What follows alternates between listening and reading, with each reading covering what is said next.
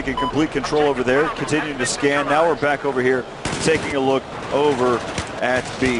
Yep, B, lots of action going down there. You just jumped on board with Bravo, or Alpha 18, as Alpha 18, you know, actually able to pick up a couple kills there. So that's going to be good for him. Finding someone in front of him, he's able to take him out too, but gets dropped in the end.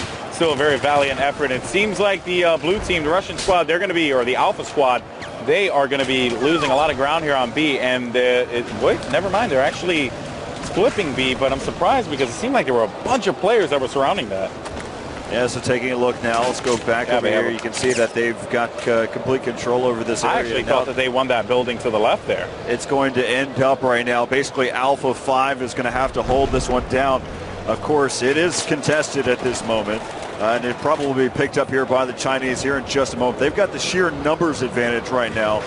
As, again, we're here with the Russian squad. We're looking at basically at shooting at the Chinese, which is orange currently. Now we're back over here to Alpha 15, and looks like he's going to be trying to take that dog tag. One of the things that that we looked at as well in the list of weaponry that you can have is the number of different types of knives that you can unlock. Oh yeah, there's a lot. There is a lot. I went through it, and these are just to name a couple because I don't want to dive down deep into it. What do you got there, Corey?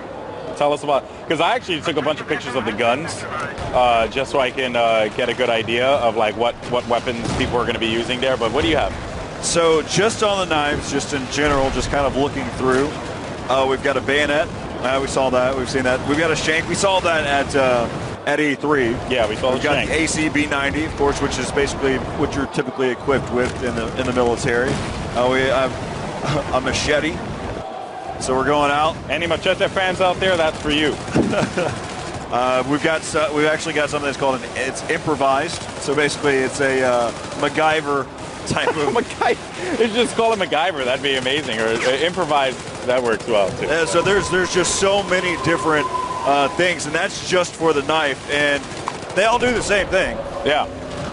They just, at least that's what I know of. I mean, if the machete does something. 416, SAR-21. As well as the AEK 971, and a gun that I've become quite the fan of, which is the FAMAS, which is like one of my favorite guns in pretty much any game that it's in.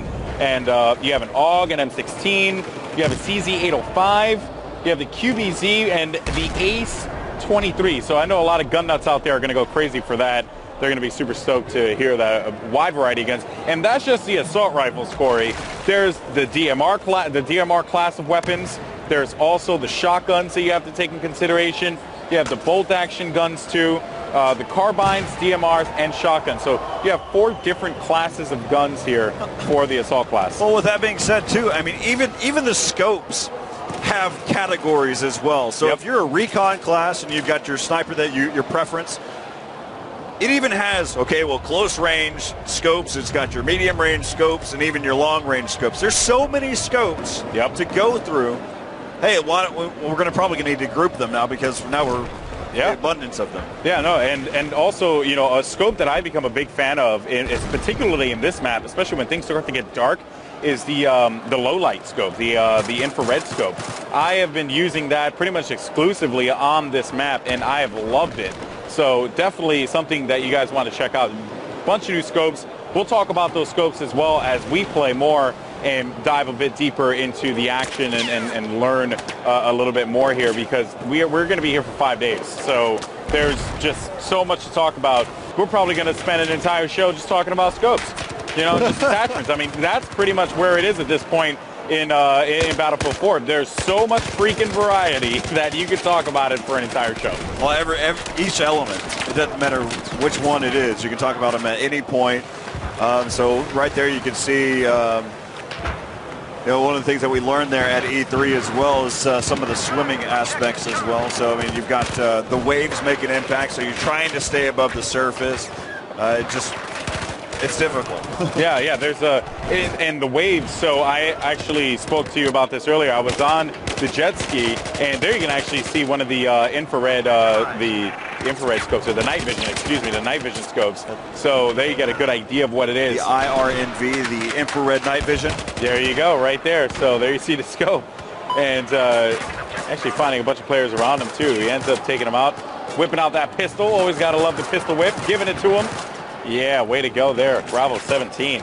And big score right now is actually Bravo 21. He's 16-3, Corey. Tearing it up. And he is actually going to currently be sitting in that Z11W helicopter. Yeah, so he's just chilling in the sky.